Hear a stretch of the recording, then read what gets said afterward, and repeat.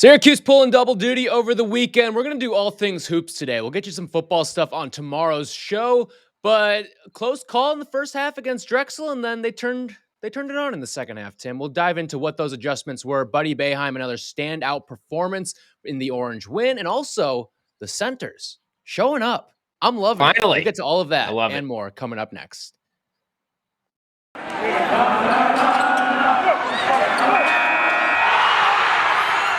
You are Locked On Syracuse, your daily podcast on the Syracuse Orange, part of the Locked On Podcast Network, your team every day.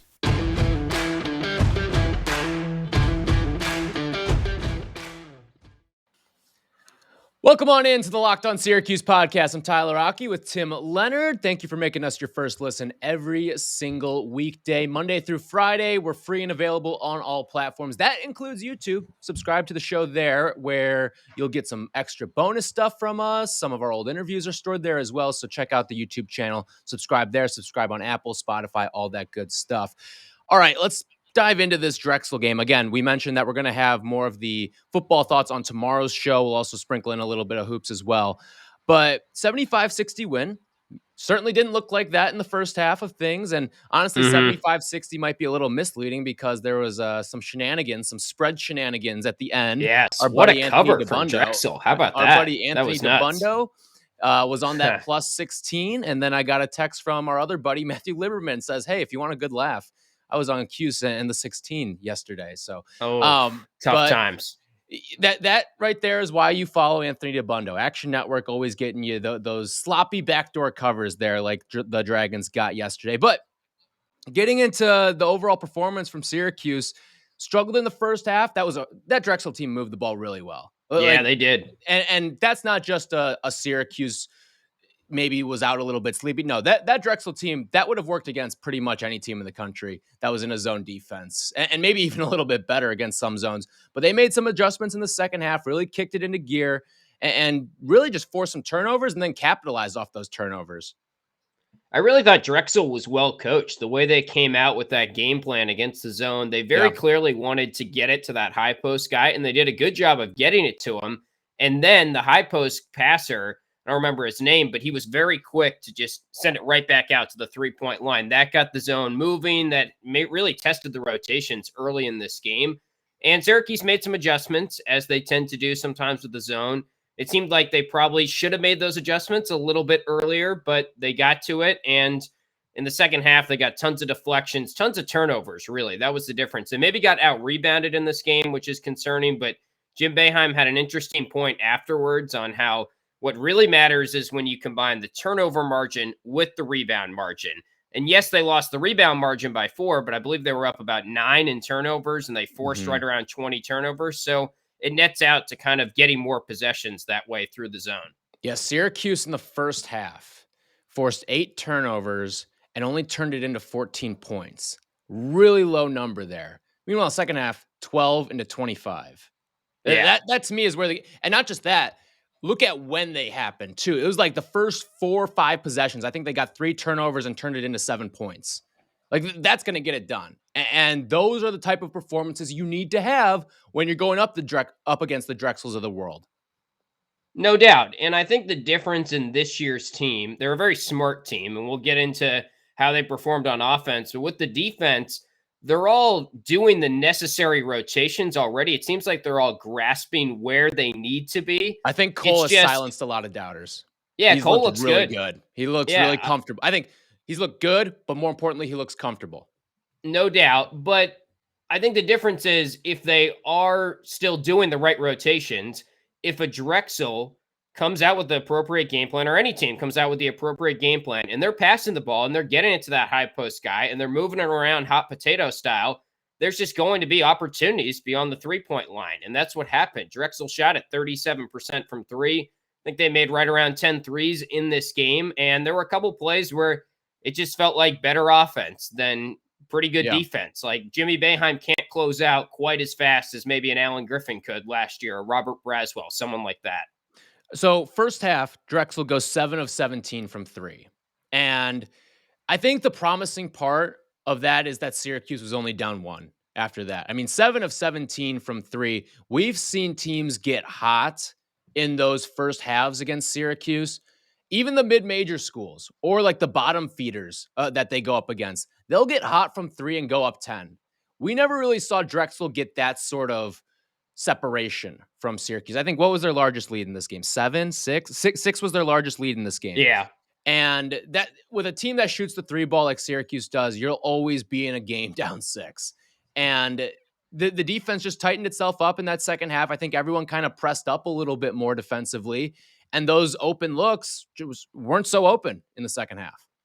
Yeah, I mean, I do think Drexel also missed some threes that were open in the first half. So it was a 7 for 17 that wasn't just Drexel shooting the lights out. Or, I mean, they made a couple late in the shot clock, as is going to happen, but a lot of them were just not great zone defense. And then, like you're saying, they make those adjustments, but it wasn't like it was a drastic adjustment. It just felt like they came out with a little bit more execution and a little bit more like intensity, basically. And Joe Girard played a lot better in the second half, too. When they had that run, Drexel in the first half, I think it was a 10-0 run they went on to go up 6 at one point, go up 28-23 or something in that neighborhood. And there was a stretch. In that stretch, Joe was not good whatsoever. He turned it over a couple times. He had like a travel or two, and then he just wasn't executing on the defensive end as well. There was one point where Joe came back into the game for a little bit, and then Drexel showed some pressure or tried to press a little bit, and he didn't come to the basketball. And Jim was like, all right, get out of here. Symir, go right back in. So, but the difference was Joe was very good defensively and pretty solid offensively as well in that second half. And that really, he's the X factor for this team, or one of them at least. 8 for 8 so far from 3. He might not miss. He really might not. I mean, he looks great. You brought up Symir there, and I do want to get into him a little bit because the numbers aren't glowing in this game. But I thought he did some things really well defensively, and you brought up how there were moments where Joe wasn't going to the ball. I think Symir, the veteran presence, and he's got the best handle on the team as well. When teams are applying pressure, you almost need Symir out there. And we saw some lineups too where they would work Joe off the ball and have Symir as the primary ball handler. I don't mind those lineups. When you've got the shooters that Syracuse has and a guy like Symir to kind of steady the offense, be a facilitator. I'm not saying Joe's a bad ball handler or a bad facilitator, but sometimes he's better off the ball. He gets more open looks that way. And just Torrance's ability to kind of play calm is a nice kind of counter to have coming off the bench. And I think the key there is defensively, he brings a lot more consistency than Joe Girard. There are times where Girard does get some deflections, get some steals, do some good things on the defensive end. But yeah, the minutes disparity in this game, and maybe that was partially because of game flow, but Torrance was out there for a good chunk of the first half when it was tight. Joe Girard, 25 minutes, Torrance, 21 minutes.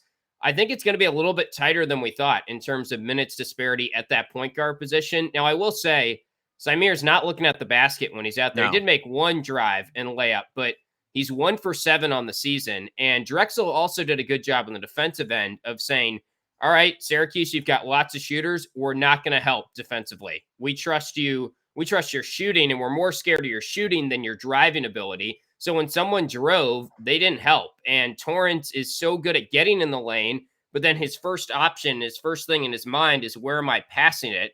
But there just weren't that many opportunities to pass the basketball in this game because it was a sound game plan from Drexel. So he's got to look at the basket a little bit more, but he is doing some really nice things defensively.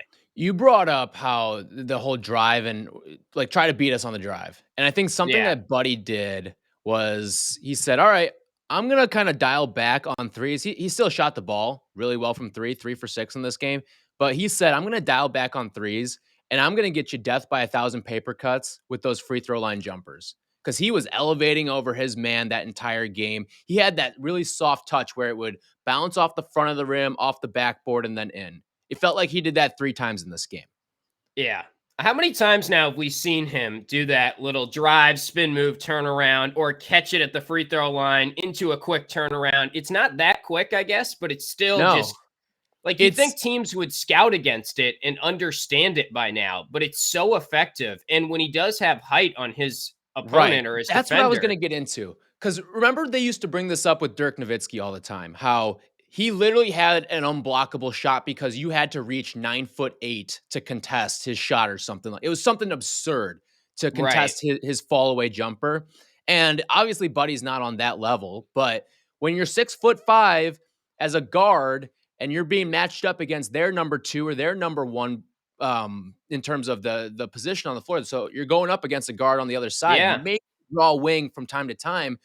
And especially a team like Drexel, you're not going to be able to guard that. You just don't have guys with the unteachables on your roster to guard that. It feels to me like if I was an opposing coach, I would be more concentrated on making sure that he doesn't have a height advantage in that matchup and making Yeah. sure that we put some length on him, because that is what has frustrated him. And I know it's tough because then maybe you're giving up some speed when he's running around screens and stuff, but I just feel like it's not the pace that's the big concern with him. He doesn't get into his moves that quickly. No. It's just he's so good at getting to his spot, and then if he rises up and has any sort of separation, he's going to knock it down. And all he needs is just a little bit of a height advantage. Well, the other problem is if you drag someone down to guard him, you're putting yourself at a major height disadvantage with Benny and Cole. Like you're going to have probably a 6'4", 6'5" guy guarding a guy Yeah, who's it's a good 6'8" point. or 6'9". And you just can't afford to let that up. That's the beauty of Syracuse's size this year and just the way that they can kind of manipulate matchups offensively. Other teams just don't have personnel to guard them. And unless you see a freak team, like maybe a Florida State, they from time to time, or not time to time, they frequently will have guys with length. Because if you're 6'3", but you've got a 6'7", 6'8" wingspan, you can do that. You can manage having that guy on Buddy. You just can't do that when you're Drexel or again, I don't even think teams like VCU or even a team like Baylor probably isn't going to have someone like that. Yeah, and that's why Houston was such a tough matchup. And it's because I remember looking at that game and saying, man, they got 6'7", 6'7", 6'8". All these guys are just athletic. They can play tight Long. man-to-man D, and Giroux was the perfect guy for defending him. Leaky Black, we've talked about, has given him some troubles too from Carolina. But it seems like if he has any sort of height advantage, he can go to work. The other thing that you brought up, and I think it's interesting, how you said this team's not really settling for threes. We went into the season, there was so much talk about it was the best 3-point shooting team maybe that Syracuse has ever had under Jim Boeheim. I think that could be true, but also shooting 50% this year. Yeah, they are. But the weird thing is they only attempted 16 threes in this game. And right now, you look on KenPom, there's a good stat. 3-pointers attempted per field goals attempted. What percentage of your shots are coming from beyond the 3-point line? Syracuse is shooting 34%, right around that. And right now, that's in the mid 200s in the nation, 247 in the country. So I wouldn't have guessed, it's only 2 games, but Yeah. I would have guessed this was going to be a team that's going to be putting up a higher volume. They're shooting it great. They're just not settling for threes, though. They're a smart team that's working around, passing, getting that open shot. That was one of the reasons why I'm really optimistic for this team. I just felt like you bring up the brains that they have. It feels like there's too many vets, too many quality vets, too many guys that have won to fail. So, all right, we will get into some more Buddy Boeheim thoughts because he went off in this game. But first, let me tell you about PrizePicks. They are the leader in college sports daily fantasy with more college football props than anybody in the world, with all the stars of the Power Five, as well as mid-major players you might not have even heard of. PrizePicks offers any prop that you can think of, from yardage to touchdowns, even interceptions thrown. And all users that use our promo code LOCKEDON, you will get a 100% instant deposit match up to $100. Just pick 2 to 5 players with an over-under on their projections, and you can win up to 10 times on any entry. It's just you versus those projected numbers. PrizePicks allows multi-sport entries as well, so if you want to take a Buddy Boeheim 3-point prop along with something from the football ranks, maybe Sean Tucker's over-under on yards, use their award-winning app on both the App Store and Google Play, and in 60 seconds or less, you can submit your entries. It's that easy. Plus, PrizePicks offers safe and fast withdrawals, so don't hesitate. Check out prizepicks.com, use promo code LOCKEDON, or go to your app store and download the app today. PrizePicks is daily fantasy made easy. Buddy Boeheim, 23 points in this game. I don't think people were concerned about Buddy's output after the first game, but it raised some eyebrows a little bit. This certainly, if you raise the eyebrows, I guess this lowered the eyebrows right here, because he goes off. He was shooting the ball like we were talking about in the last segment. He was getting to that free throw line jumper as well, getting to the free throw line. He was just doing everything in this game. 23 points, 4 assists, also 2 steals in the game as well. These are the type of performances that I think are going to become more and more regular. Hyper efficient across the board, shooting 50% from the field as well as three. This is the Buddy Boeheim that you want to see in these sort of games. And I think we're going to see it certainly against Colgates and VCUs and hopefully a lot of it in the Battle for Atlantis as well. Yeah, it felt like he got in one of those grooves. And if you've been Yeah. watching Syracuse basketball for the past couple years, you know exactly what we're talking about. There's times where he might not be a clear-cut number one option all the time for this team, but of those top four scorers that it seems to have really sort of made its way into that situation where you've got Jimmy, Cole Swider, Joe Girard, Buddy, that's going to be the top four probably leading our prop bet of who will score the most in that given game each year. Or each game this season. And for Buddy, he just has the highest ceiling of all those guys. Right. There's times where it's like, get him the ball, get out of the way. I've been impressed with Jimmy. I've been impressed with Cole. I think they maybe could get to that gear, but Buddy is already there. And his ability to get to his spot, like I touched on earlier, that's the thing that Benny's kind of struggling with right now is it feels like Benny doesn't have that one or two moves in his arsenal to make sure that he's getting open.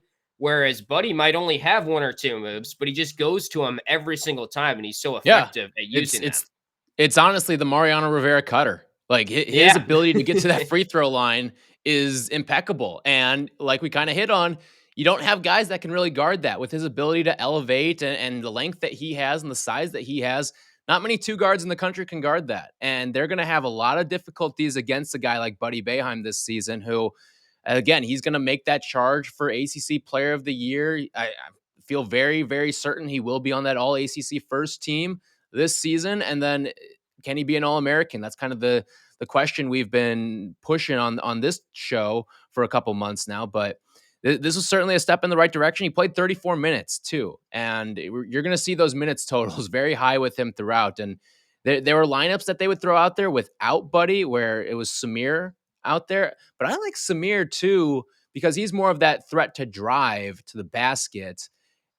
His ability to get the ball to Buddy and sort of create space with guys like Cole on the outside. Jimmy Boeheim hit a three as well. There's just so much space on this team that it feels like you're watching an NBA team offensively. Yeah, and I think the interesting thing with Samir is going to be how quickly can he drive and how effective can he be driving when the competition continues to rise up here, because they really need him. And that's a guy that I sort of think about him the same way I think about Benny, where a lot of his strengths are maybe the team's weakness a little bit. And we'll probably get into Benny later on in the week here. And I know he was kind of off in this game, but it's early, right? Like he's still sort game of number working 2 through some freshman stuff, but the Samir is so key to kind of being that guy that can get in the lane this year and just help spread the floor and keep the offense humming, because there was times in that first half where it felt like, man, outside of Jimmy Boeheim and Buddy, no one's really getting inside. No one's driving. They did a good job on Cole Swider, and teams are going to guard him tight this year. And there was one play that Cole had in the first half that was awesome, where he kind of crossed over, pump faked, let the defender get by him, and then hit a quick two from the right side. He needs to do more of that, because they just don't have a ton of guys on this roster that are able to sort of shake their defender. And it's maybe a little bit concerning that they weren't doing it more in that first half against a team like Drexel, but that's where Torrance can really help this team out. I do want to bring up a quick Jimmy note and a quick Cole note before we get into the centers here. First with Jimmy. This is going to be Quincy Guerrier this year. How he's just going to put together solid performance after solid performance after solid performance, but he's not going to score the 20 points. He's not going to lead the team in scoring very often, if at all.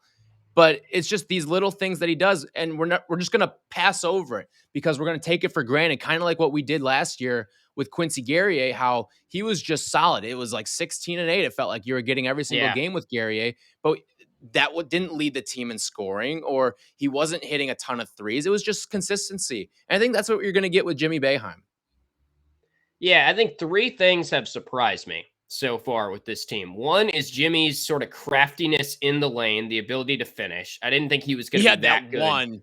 He had that one acrobatic layup. Yeah. And he used his right hand, right? That was so funny that it's like he just never uses his left hand until he's shooting. He kind of catches you off guard. The other thing that surprised me in a positive note is Cole Swider's activeness on defense, just his all-around ability as a player. I think I was off on that, certainly. And then the 5 last steals thing for I would him.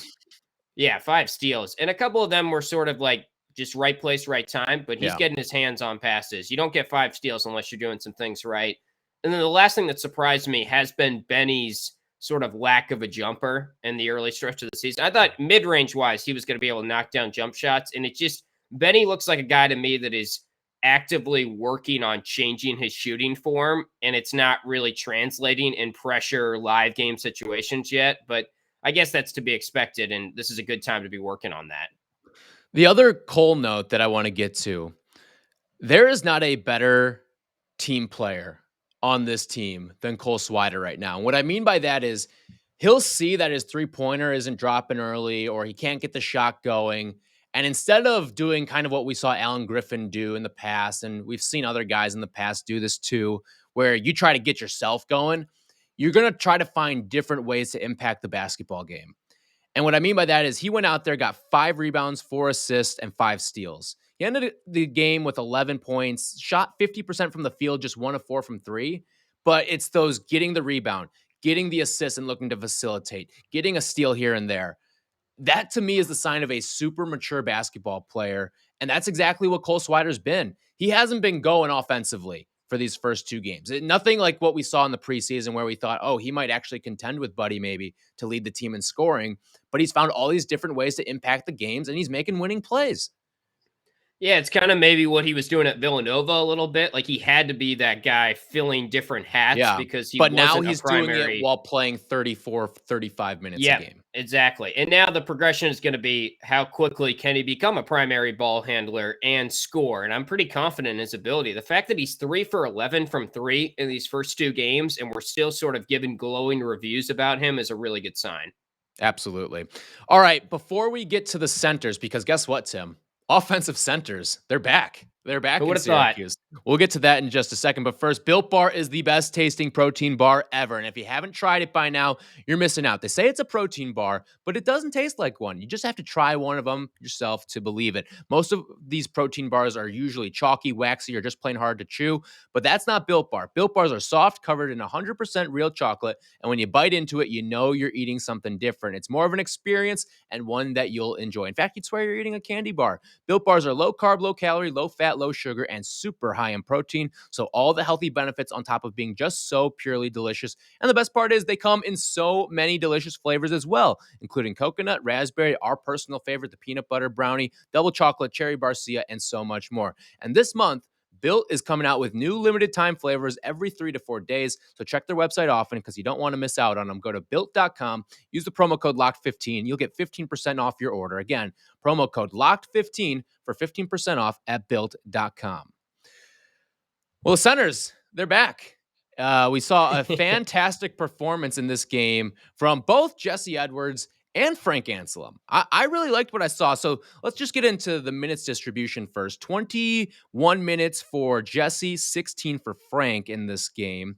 Jesse ends 8 points on 4 of 4 shooting, grabs 4 rebounds, and maybe the most impressive part, 4 blocks in this game for Jesse Edwards. Meanwhile, Frank, 6 points, 3 of 4 shooting, 6 boards in this game, all of which coming in just 16 minutes of play. This was a really good sign for the centers. I know you're going up against Drexel, and you don't want to draw too many conclusions from that, but there's a different sense of confidence at the center position. I'm not saying that the centers in the past were timid, but you never got above a neutral with them. There's a ferocity to this team, an aggressiveness and athleticism that goes with it, and it just makes the center position fun to watch both offensively and defensively. Well, so if you combine the two of them together, you get 14 points, 10 boards in this game. They were highly efficient. And Jesse, by the way, is now 8 for 8 on the season. He hasn't missed a field goal. So we're talking about the shot that Frank missed probably got fouled on too. Yeah, and they didn't call any fouls in this game. The refs were interesting, the way that they called so many moving screens. There were a lot of travels called, but even at the end of the first half, Symir clearly is trying to get to that foul to sort of stop the play, and then they just totally missed it. And I guess it's a little concerning. Well, there were only 20 total fouls in the game, which has to be one of the lowest marks in a while. That's combining both teams. Jesse did have 3 fouls in 21 minutes, so I was going to come on here and say, 3 for it's Frank, finally a too. game. Yeah, I was going to be like, wow, it's finally a game where Jesse hasn't been in foul trouble, but it's also probably a little bit of a byproduct of the way that it was refereed in this game. But yeah, Jesse's 8 for 8 so far this season, which the 8 for 8 number everyone's talking about is Joe Girard, but that's also awesome to see that Jesse is executing and finishing down low. I'm trying to picture what would be a perfect scenario offensively for these centers. And I think if you can get Jesse and Frank to get you 12 points per game, maybe 10 points per game you can live with, shooting at about a 65 to 70% clip. Because again, they're not going to stretch out and shoot any sort of jumpers. Everything that they're taking is going to be layups and dunks. And then get you 2-3 blocks a game. You're going to be in a really good spot, and also rebounding the basketball too. I think Frank's done a really good job rebounding. He's listed at 6'10", maybe 6'11", but he plays from a rebounding standpoint. He plays like he's 7'7", 7'1". And honestly, when you look at him out there, he looks like he's 6'8", 6'9". He looks like he's Benny Williams height. Yeah, at times maybe. The elephant in the room is still the rebounding, though, because I know it doesn't mean that Jesse himself was bad when you see just 4 rebounds, because some of that is a 2-3 zone. Some of that is the fact that Drexel was shooting a lot of threes. But let's be honest, if Drexel is out rebounding you, that's a little bit concerning for what we're heading towards, which is Florida State. Villanova, by the way, they can't rebound either. So not as much of a concern for that game, but Baylor, Battle for Atlantis type of potential opponents, that could be a little bit of a concern. And again, it kind of gets to what we were talking about last year, how the defense isn't as big of the concern. It was more the rebounding margins. When this team wasn't rebounding last year, it was ugly. Like they were winning games last year when they were letting up over 80 points. I have to go back and check what the exact record was, but it was when they were losing the rebounding margin. That's when they were losing a lot of those games last season. It was a lot more of a product of not getting boards and allowing all these second chance opportunities, more so than it was not closing out on some 3-point shooters. Right. And I don't want people to think we're overreacting to Drexel here, or even the first 2 games, but you're right. I think we're seeing some different things from the center that are very noticeable. The way they're keeping the ball up high, the way they're finishing, the confidence of the way that they're going about their post moves. And when they get the ball, they're scoring. They're going to be highly efficient this season. The question is, how much can this sort of keep up? I'm not saying that Jesse Edwards is going to average 14 points this season or something like that. He's probably not even going to average more than 6 or 7. But as long as he is a threat once they do the pick and roll, and as long as he is continuing to give us what he is on defense, which is the most important thing, really his defense is what it comes down to. But offensively, if he is a threat down there, think about how much that is going to open things up for those shooters. I mean, they're physical and they're aggressive. And that's something that, I mean, you look at the past couple of years, I know you've gotten some guys that have been able to block shots and stuff like that, but they've been a soft group at center for a little bit. Yeah. And this is a completely different sort of outlook and personnel that you've got at the center position. I've also been impressed with the way that they've been able to run end to end. You see Frank get rewarded with some dunks from his ability to play some defense, and then he gets rewarded on the way down the floor. Jesse has done that a couple times as well. They can catch the ball, which is something that we have not been able to see out of a Syracuse center in quite some time. Right. And maybe Barama does come back, and maybe he does help out in that regard as well. But and here's he the has thing. Another player down there. If he comes back, where does he fit in? I think if he does, then you're chopping their minutes a little bit so that you're working them in. But yeah, I'm not saying it's a huge upgrade. Like, it's just Barama's not going to get run just for the sake of getting run. Like, Jim Boeheim's not just going to play him just so he can see his name in the box score. Right. So, because then he's getting into 9 guys. And by the way, Bull didn't play in this game. I thought that was kind of noteworthy. And maybe would have guessed going in, but the way that it was in the first half, they couldn't afford for any airball threes out there. Yeah, it got a little too tight for that. His fate was determined the second that ball left his hand in the last game. His fate for this one was determined exactly then. All right, that's going to do it for us here on today's episode of the Locked On Syracuse podcast. Tomorrow, we'll be back with some football thoughts. Oh, boy, that was ugly. Yeah. Is the bowl out the window? We'll dissect that tomorrow. Also, some things with Garrett Schrader in the quarterback position as well. And we'll mix in some hoops for you. And we'll also give you a full-on basketball episode on Wednesday as well. So for Tim, I'm Tyler. We'll be back with you guys with some football thoughts tomorrow.